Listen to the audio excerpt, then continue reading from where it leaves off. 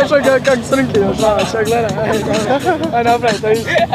Ajde, molim, gledaj.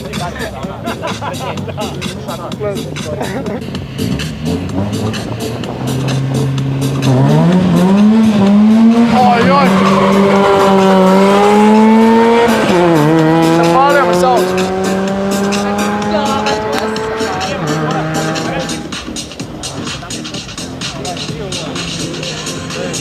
Pa je, možda.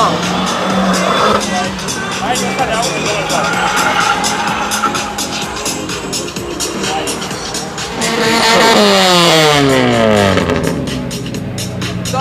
Dobio, da.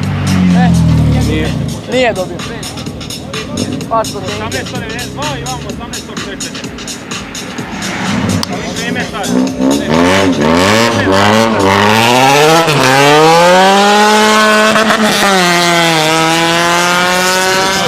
Možda 20 minuta svojim vožnjama, pola sata najviše. Kad se služi staza vidjet ćete po njihovom punom sjaju, stvarno ima fenomenalnih auta ovdje, kao i svaki puta na rejsu, od do, nema.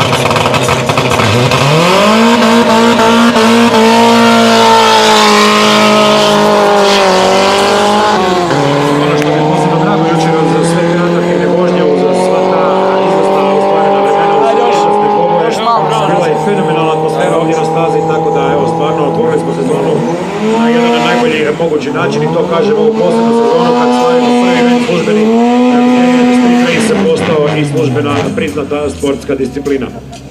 U svakom slučaju slušimo stazu, dakle pola sata, nakon toga ćemo krenuti sa kvalifikacijama. Mi ćemo naravno obavestiti putem razglasa, još jednom ponavljam. Za srcu danas na natjecanje Divi Drega Freestyle, svakako pogledajte.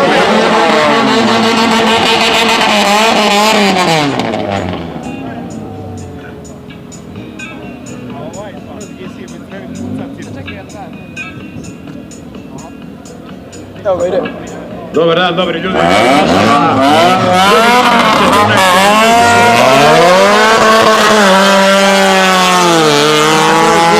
Veliki event za sezonu 2015.